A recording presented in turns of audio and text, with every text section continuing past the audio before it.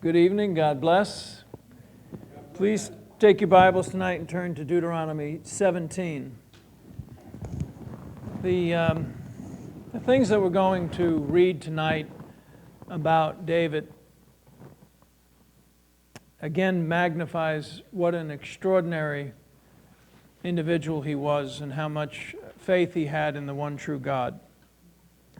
The adversity that he endured is like none other, in my mind, when you take his whole life, the things that he went through. Last week we looked at this dark days of David when he had this situation with killing of Uriah and the thing with Bathsheba, and how even through that very difficult time, he sought God and asked for God's forgiveness and magnified God and glorified God, and it made it all about God. Tonight in Deuteronomy 17, I wanted to read this with you before we look at 2 Samuel. This is the Mosaic Law. In 17:5 it says, talking about the king, "You shall surely set a king over you, whom Yahweh your God chooses, one from among your countrymen. You shall not set as king over yourselves. You shall set as king over yourselves. You may not put a foreigner over yourselves who is not of your countrymen. Moreover, he shall not multiply horses for himself, nor shall he cause the people to return to Egypt and multiply horses. Since the Lord has said to you, you shall never again return that way." And reading through Samuel and Chronicles, I had wondered why David, when he would capture the other nations that they were fighting, that they would take the horses and cut their, I forget what they was called now, their tenants, so that the horses were no longer. He didn't take the horses and take them as his property. He caused them to be incapable of housing other people or riding other people so that they couldn't war against him. He didn't accumulate horses, is what I'm trying to say, because this is what God said not to do, and he was obedient. "He shall not multiply wives for himself, or else his heart will turn away, nor shall he greatly increase silver and gold for himself." Well, I think David fell a little bit short on this. He had too many wives, and it didn't serve him well. And obviously his son Solomon got really carried away. Verse 18, "Now it shall come about when he sits on the throne of his kingdom, he shall write for himself a copy of this law on a scroll in the presence of the Levitical priests." And I've talked to you about that last time, that David had to write out the whole first 5 books of the Bible. And he did this in front of the Levitical priests. "And it shall be with him, and he shall read it all the days of his life, that he may learn to fear Yahweh his God by carefully observing all the words of this law and these statutes, that his heart may be lifted up above his countrymen, may not be lifted up above his countrymen, and that he may not turn aside from the commandment to the right or to the left, so that he and his sons may continue long in his kingdom and in the midst of Israel." So he was told to write the scriptures out, and then he was told to read them every day, and then to govern his life by those scriptures, and to rule the kingdom based on these scriptures. And as I wrote in your notes, David knew the law and was responsible for keeping it and administering it in the kingdom. The law provided a personal moral code and the laws for a theocratic kingdom. Theocratic means a God kingdom, God at the center of the kingdom, not a democracy, not a republic, not communism, not socialism. A theocracy is where God is at the top of it. In order for that to be so, then the king was the one that was responsible for applying the godly principles and ruling the people. Obviously, he didn't do it just himself, but he would administer it with the people that worked with him. So now go to 2 Samuel. So David was fully knowledgeable of the Word, and it was his responsibility to be an effective king to keep on reminding himself by reading it. In 2 Samuel, there's not chapter 13.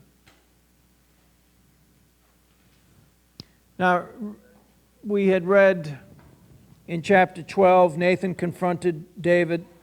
Nathan told him the consequences that he would have as a result of the sin that he had committed, that the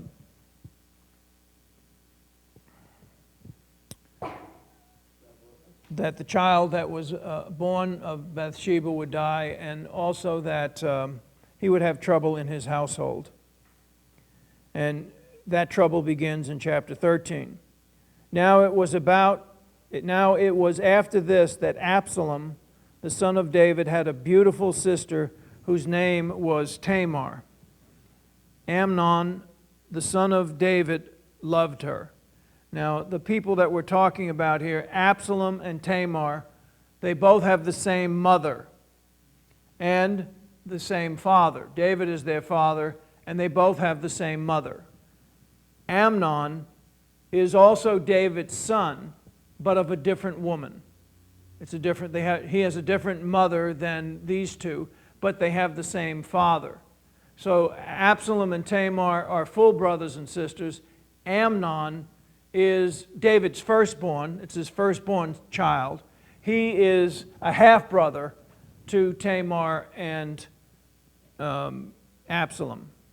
And he's attracted to Tamar. Again, verse 1. Now it was after this that Absalom, the son of David, had a beautiful sister whose name was Tamar. And Amnon, the son of David, loved her. Now, Tamar was David's only daughter, as far as I understand. He had 15 sons, but he only had one daughter. This was her. Amnon was frustrated because of his sister Tamar, that he made himself ill, for she was a virgin, and it seemed hard for Amnon to do anything to her. And Amnon had a friend whose name was Jonadab. This was the son of David's brother, and Jonadab was very shrewd. So Jonadab is Amnon's first cousin, because it's David's brother's kid. So he's a cousin of Amnon. He's also a cousin of Absalom and Tamar, because he's David's brother's son. The connection, when you take the time to figure out the connection, this is a lot of family connection in all of this stuff with David. Verse 4, he said to him, O son of the king, why are you so depressed morning after morning? What's got you down, man? Will you not tell me? Then Amnon said to him, I am in love with Tamar, the sister of my brother Absalom. Notice he doesn't identify her as being his sister. He refers to her as being Absalom's sister. Jonadab then said to him, lie down on your bed and pretend to be ill. When your father comes to see you, say to him, please let my sister Tamar come and give me some food to eat, and let her prepare the food in my sight, that I may see it and eat from her hand. And Amnon lay down and pretended to be ill. And when the king came to see him, David came to see him, Amnon said to the king, please let my sister Tamar come and make me a couple of cakes in my sight, that I may eat from her hand. And David sent to the house for Tamar, saying, go now to your brother Amnon's house, prepare food for him. So Tamar went to her brother Amnon's house, and he was lying down, and she took dough and kneaded it, and made cakes in his sight, and baked the cakes. She took the pan and dished them out before him, but he refused to eat. And Amnon said, have everyone go out from me. So everyone went out from him. And Amnon said to Tamar, bring the food into the bedroom, that I may eat from your hand. So Tamar took the cakes which she had made and brought them into the bedroom to her brother Amnon. When she brought them to him to eat, he took hold of her and said to her, come, lie with me, my sister. Now he refers to her as his sister. But she answered him, "No, my brother, do not violate me, for such a thing is not done in Israel. Do not do this disgraceful thing. As for me, where could I get rid of my reproach? And as for you, you will be like one of the fools in Israel. Now, therefore, please speak to the king, for he will not withhold me from you." Do it the right way. You want to have sex with me? Talk to the king. Marry me. Do it the right way. And again, in the time frame that we're talking about, there wasn't a problem about a half sister and a half brother marrying each other. Abraham and Sarah were brother and sister. They had the same father. They had different mothers. The reason that's become a problem is because of the blood has been contaminated over the centuries. So now that that when a child would be born of people that are close in family, that the child would have difficulties and that there would be some malfunctioning with the genetic pool because of the contamination of sin over the centuries.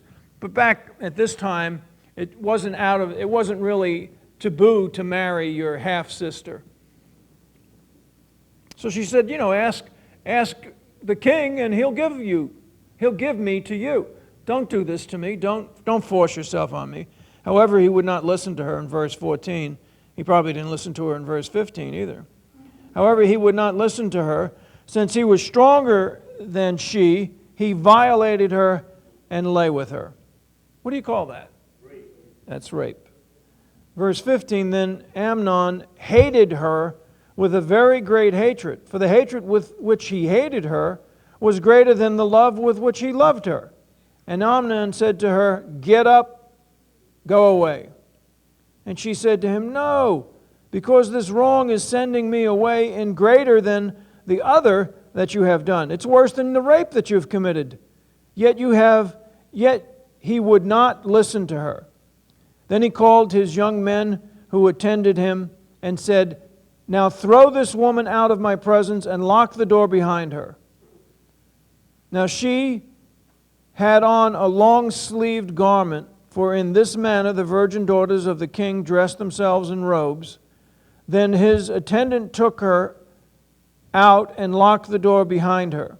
Then Tamar put ashes on her head and tore her long-sleeved garment, which was on her. And she put her hand on her head and went away, crying aloud as she went. Well, it wouldn't be hard to figure out there's something wrong with her, right? So Absalom, her brother, said to her, "Has Amnon, your brother, been with you? But now keep silent, my sister. He is your brother. Do not take this matter to heart." So Tamar remained and was desolate in her brother Absalom's house. Now when the king David heard of all these matters, he was very angry. But Absalom did not speak to Amnon, either good or bad, for Absalom hated Amnon because he had violated his sister Tamar. So David was angry about the thing, but he didn't do anything about it. He didn't take action to rectify the situation. And according to the Mosaic law, there's instruction. There's specific instruction that's given in Deuteronomy chapter 22 that pertains to this very subject matter. And David should have done something about it. In your notes, I wrote next to verse 21, David was angry, but he did not do what was right according to Deuteronomy 22. He was the father, but before God, he was still the king. David, like so many parents, lacked sound judgment when it came to his own children. His failure to hold Amnon accountable for his sin set up the revenge of Absalom. And we'll see here that's exactly what happens. The Mosaic law declares emphatically the importance of holding people accountable for their wrongful actions, as it will influence others to do wrongful actions. When you read Deuteronomy and Exodus and Leviticus, it really emphatically says, if a person does such and such a thing wrong, this is the consequence. Make sure you do that. Then it says, so that there will not be such evil in Israel. Because if people get away with it, then other people will think that they can do it, and it will continue to spread. So it's rather emphatically communicated in the Mosaic Law, which David was supposed to be reading every day, that when somebody does a wrong, such as was done to Tamar, there are consequences that should be administered to that individual, and David did not do that because it was his son. You know, as a father of 5 children, I know that there are times when it comes to administering the right action with them that my emotions get involved. And it's at that time, my wife and I have done this, we have sought the counsel of other people that aren't emotionally connected to the situation. I've gone to them in counsel so as to not sin against God and doing the right thing in relationship to my children. And even, as you know, my son works here at the church. I'm not the one that hired him. I'm not the one that keeps administering, giving him, reviews. I have John and Tom as members of the elders of our church. They're the ones that do this so that I don't show favoritism to my son. I am emotionally connected to him, and the temptation for me to do wrong in relationship to him is higher than it would be to somebody who I'm not emotionally connected to. You understand the principle? I mean, this is something that all parents, because we're emotionally connected, we have the tendency of maybe doing the wrong thing, maybe being too lenient, maybe being too harsh. And it's so important to seek the counsel of others when your emotions are aroused. And certainly, David's emotions were in his throat here. His daughter, his only daughter, I believe, although when I read that one verse, it talks about how all the daughters of the king, but there's no other listing of children, female children of him.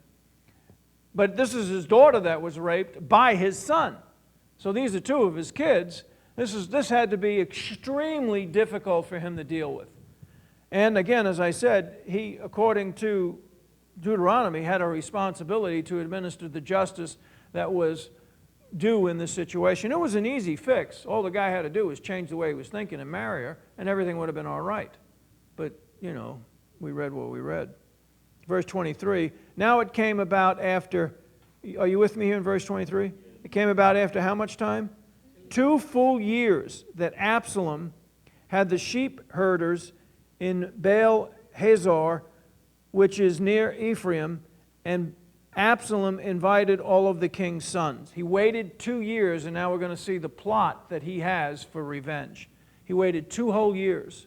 2 years he meditated upon this. Resentments have to be dealt with quickly. If not, they grow. And resentment can grow from resentment to hate to bitterness to revenge to murder. Resentments need to be, that's why Jesus says in the Sermon on the Mount, you got an issue with a brother, you deal with it immediately because it will grow worse. And indeed, that's what happened here with Absalom. Absalom came to the king and said, behold, now your servant has sheep shearers. Please let the king and his servants go with your servant. But the king said to Absalom, no, my son, we shall not all go, for we will be burdensome to you. Although he urged him, he would not go, but blessed him. And Absalom said, if not, please let my brother Amnon go with us. And the king said to him, why should he go with you? And Absalom urged him, and he let Amnon and all the king's sons go with him. This is the second time David is being worked by one of his kids. Amnon lied to his father, pretended he was sick to get his sister to come. Now Absalom is lying to his father again to get his brother to come so that he can kill him. Verse 28, and Absalom commanded his servants, saying, see now, when Amnon's heart is merry with wine, and when I say to you, strike Amnon, then put him to death. Do not fear. Have not I myself commanded you? Be courageous and be valiant. And the servants of Absalom, he had servants, so he's an adult. He's not a kid. The servants of Absalom did to Amnon just as Absalom had commanded. Then all of the king's sons arose, each mounted his mule and fled. Now it was while they were on their way that the report came to David, saying, Absalom has struck down all of the king's sons, and not one of them is left. And the king arose, tore his clothes, and lay on the ground, and his servants were standing by with his clothes torn, with clothes torn. Jonadab, the guy that originally thought this scheme up, that told Amnon, David's brother's son, responded, Do not let the Lord suppose they have put to death all the young men, the king's sons, for Amnon alone is dead, because by the intent of Absalom this has been determined since the day that he violated his sister Tamar. Now therefore do not let my lord the king take the report to heart, namely all the king's sons are dead, for only Amnon is dead. And Absalom had fled. And the young man who was the watchman raised his eyes and looked, and behold, many people were coming from the road behind him by the side of the mountain. And Jonadab said to the king, Behold, the king's sons have come according to your servant's word. So it happened. As soon as he finished speaking, behold, the king's sons came and lifted their voices and wept. And also the king and all of his servants wept very bitterly. And Absalom fled and went to Talmai, the son of the king of Geshur. And David mourned for his son every day. Where he ended up going, is it Geshur? And where he ended up going, the king of Geshur is his grandfather. It's his mother's father. I'm not sure about his mother, Talmai. I'm not sure. That's the mother. I'm not sure if she's a believer, in the Israel line or not. It seems like she was from another kingdom. I'm not quite sure of that. But that's where he went. He hid out with his grandfather. So Absalom, verse 38, Absalom had fled and gone to Geshur and was there 3 years. And the heart of the king longed to go out to Absalom, for he was comforted concerning Amnon, since he was dead. Again, the unbelievable pain and suffering that David now is enduring. His daughter was raped by his son. His other son murders his brother. Absalom, took revenge on his brother. In chapter 14, we see now after this 3-year period of time has gone by, Joab, again, Joab is the guy that was involved when David had Uriah killed. Joab is David's nephew from another brother. Joab orchestrates this thing to get David to bring Absalom back into the kingdom. You can read that in the 14th chapter. In the latter part, so Absalom comes back, but David doesn't want to see him. He won't allow Absalom to come into his presence. He's back in Jerusalem, but he's not allowed to see his father.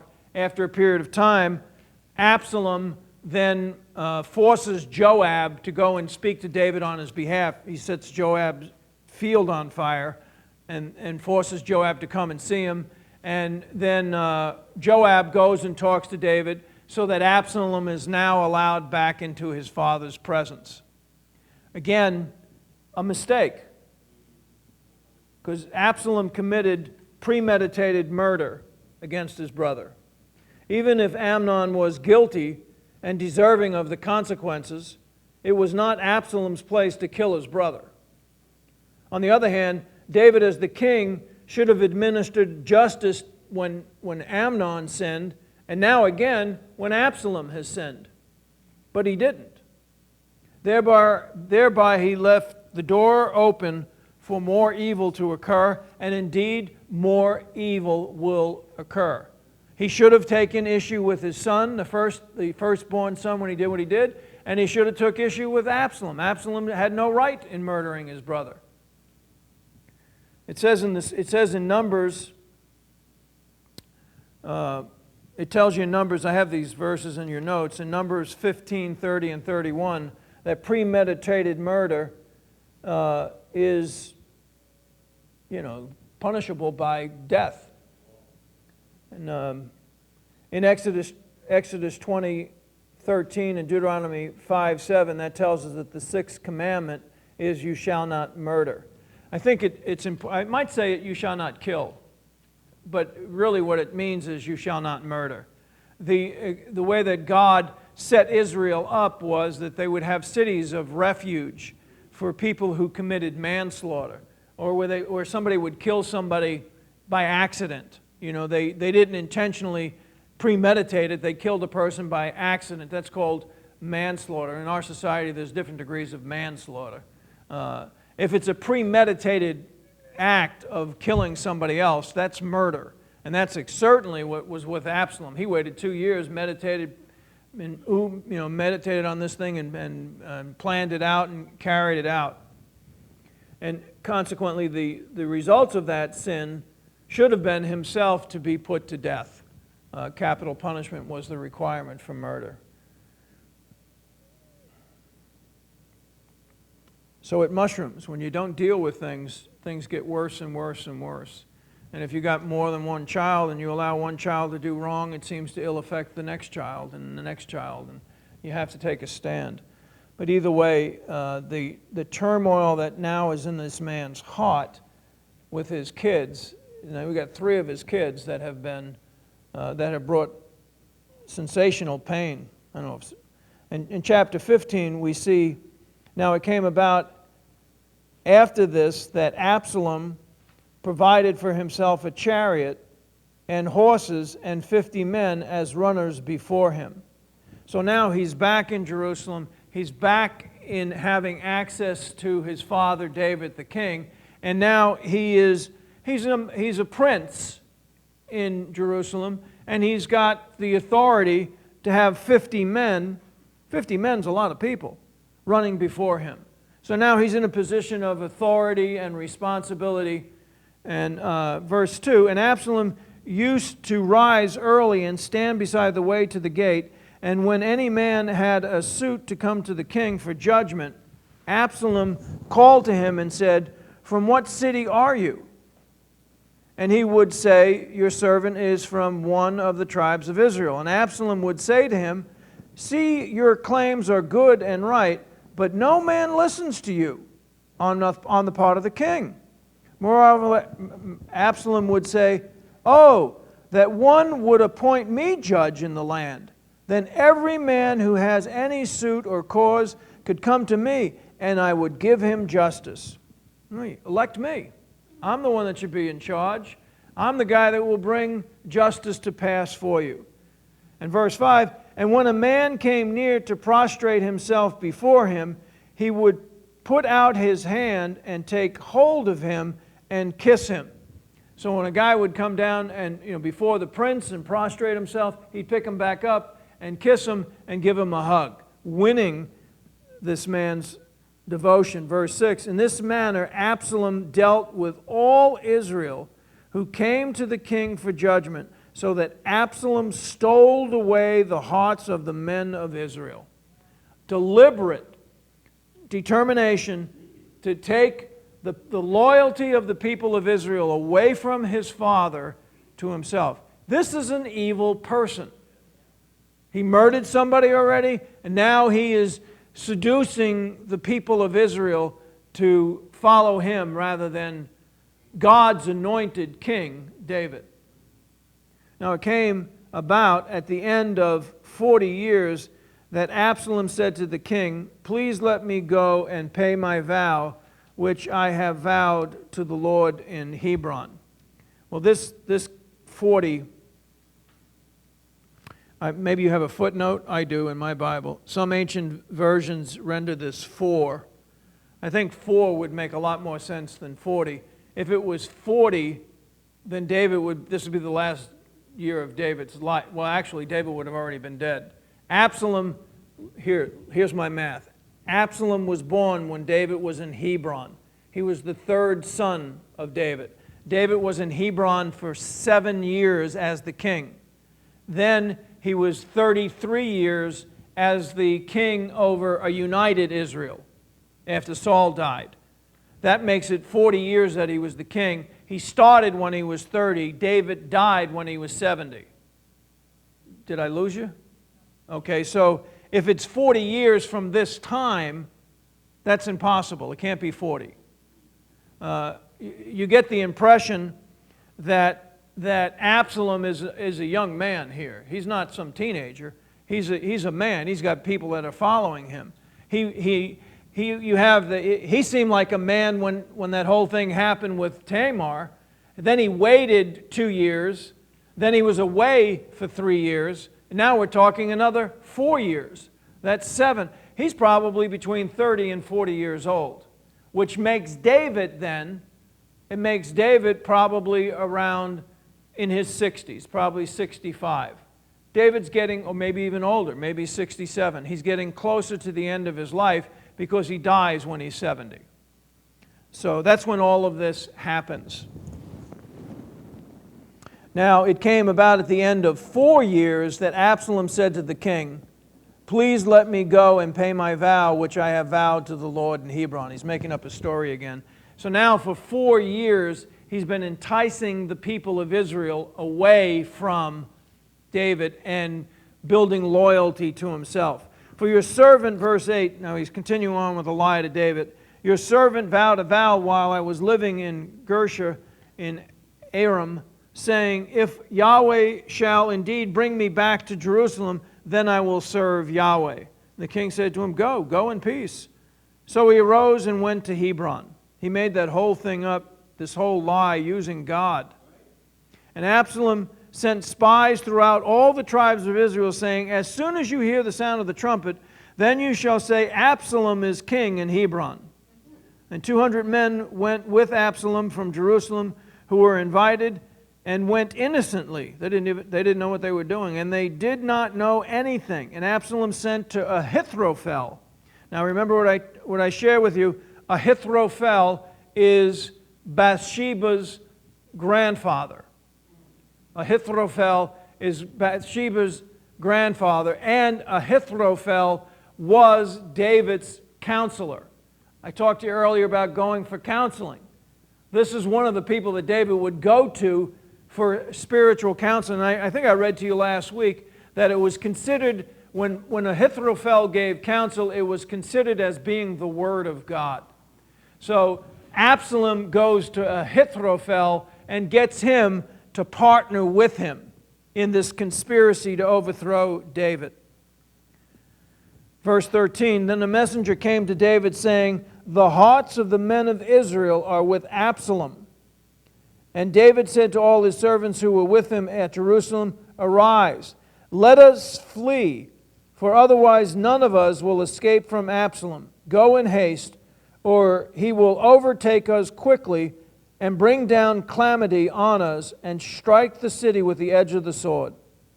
So obviously not everything is written that was communicated there. Whoever communicated to David convinced him that Absalom had indeed caused there to be a revolt in Israel, that David was being ousted by his son.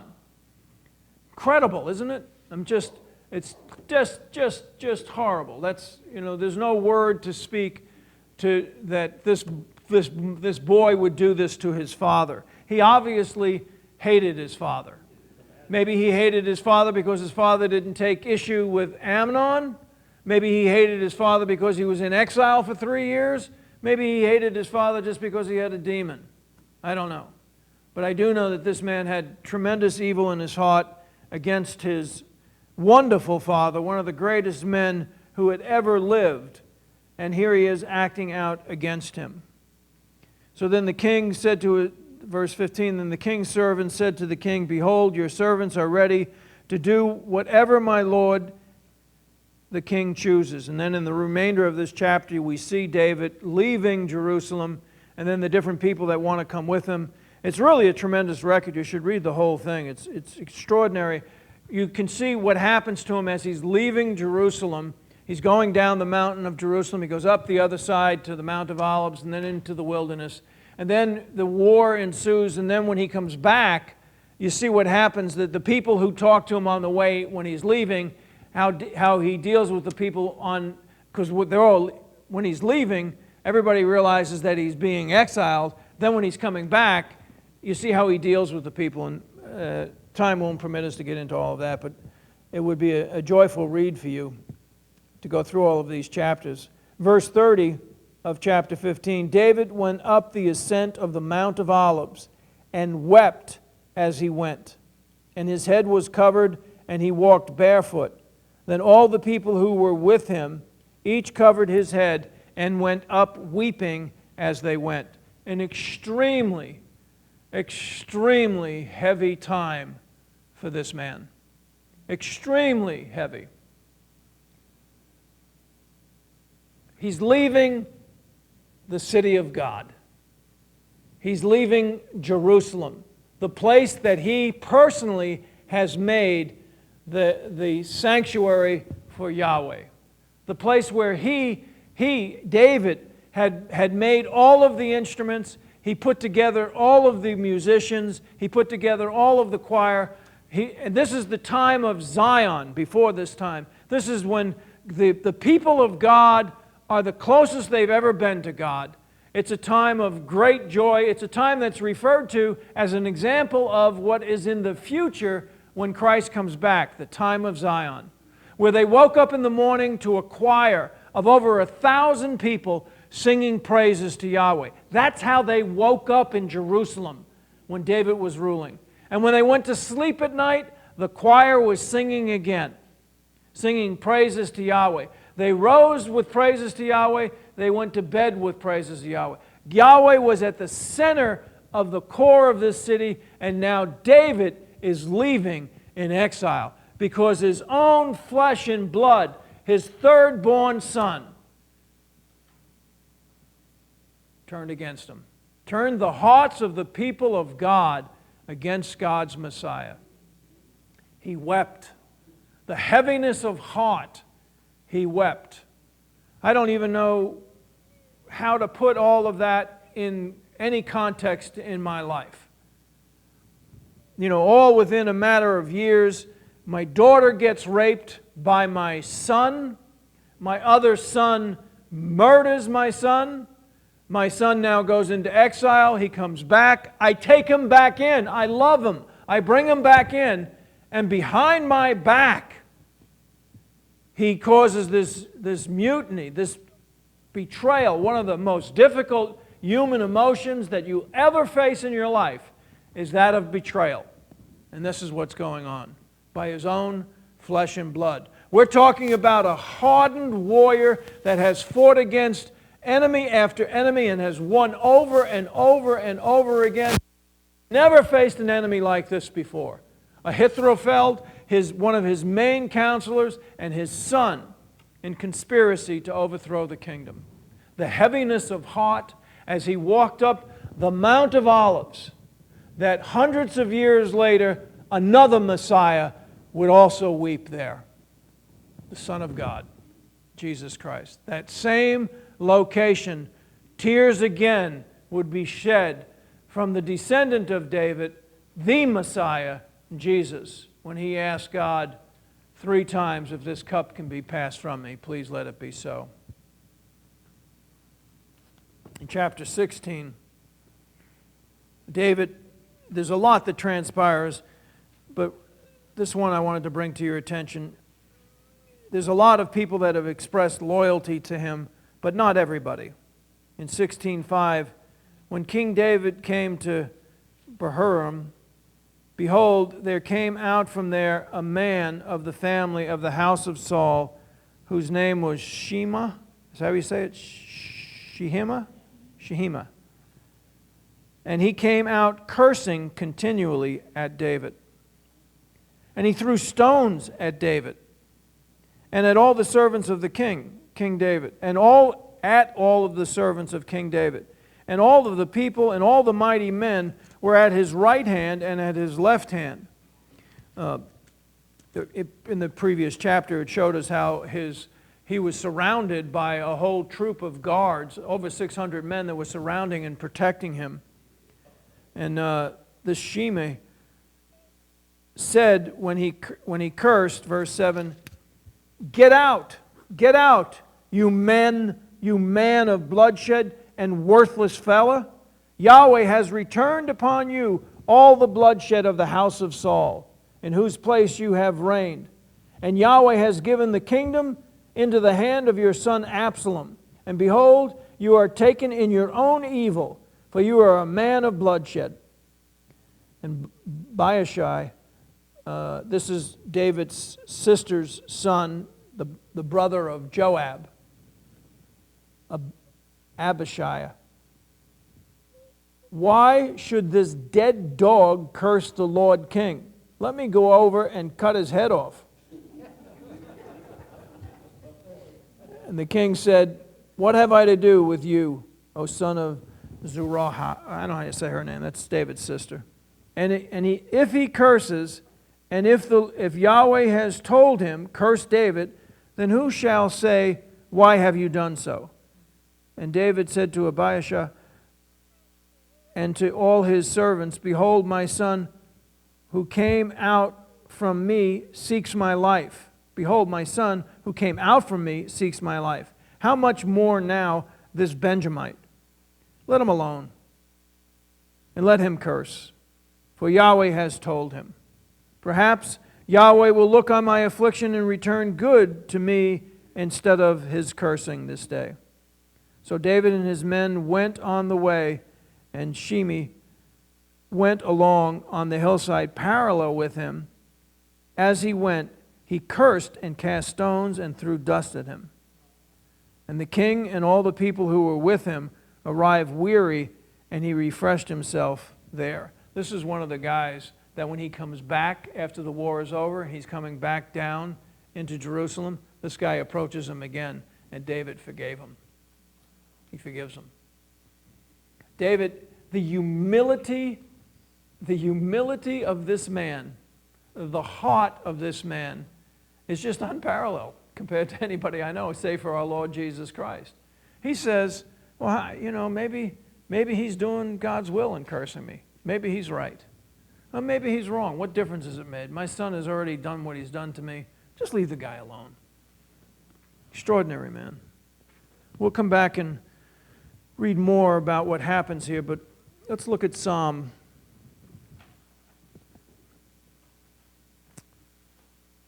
Well, maybe I'll stay with it here in 2 Samuel.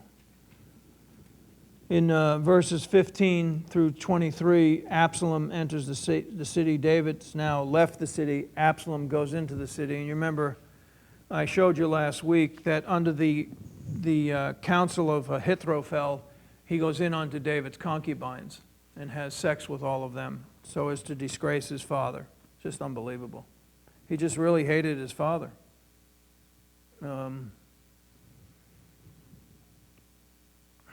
In chapter 18. So you have chapter 17, you read through it again, you see all that Absalom is setting up and all what is going on there. And in chapter 18, then David numbered the people who were with him, and he set commanders of thousands and commanders of hundreds. And David sent the people out, 1/3 under the commander Joab, 1/3 under the commander of Abishai, both David's sister's son, Joab's brother, and 1/3 under the commandment of Ittai, the Gittite. And the king said to the people, I myself will surely go out with you also. So now he's getting ready to battle. And the people said, you should not go out, for if we indeed flee, they will not care about us. If half of us die, they will not care about us. But you are worth 10,000 of us.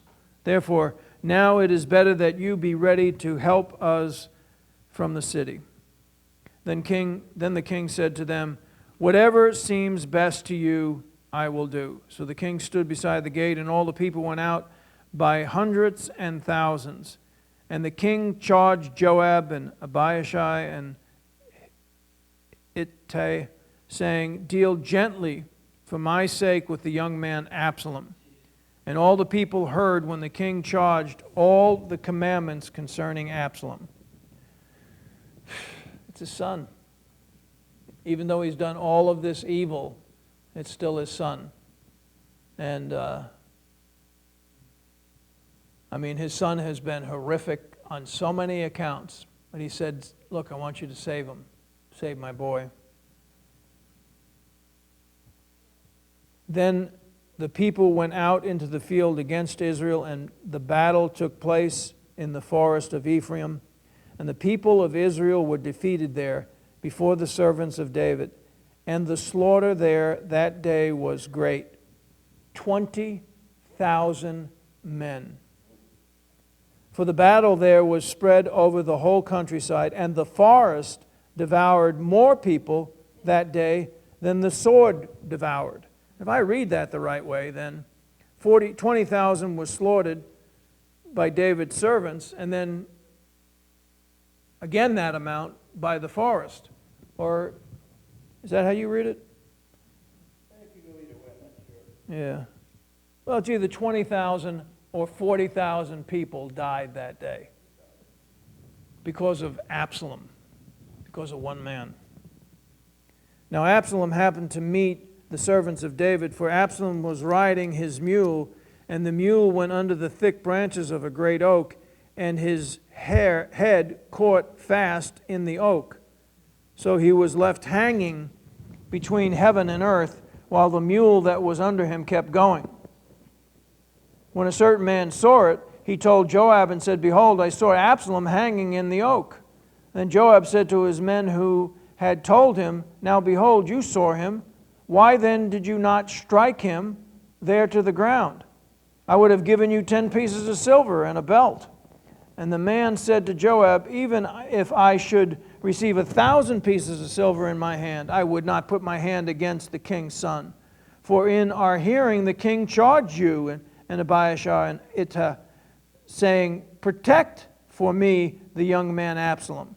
Otherwise, if I had dealt treacherously against his life, and there is nothing hidden from the king, then you yourself would have stood aloof. And Joab said, I will not waste time here with you. So he took 3 spears in his hand and thrust them through the heart of Absalom, while he was yet alive in the midst of the oak. And 10 young men who carried Joab's armor gathered around and struck Absalom and killed him. And Joab blew the trumpet, and the people returned from pursuing Israel. For Joab restrained the people. They took Absalom and cast him into a deep pit in the forest and erected over him a very great heap of stones. And all of Israel fled, each to his own tent.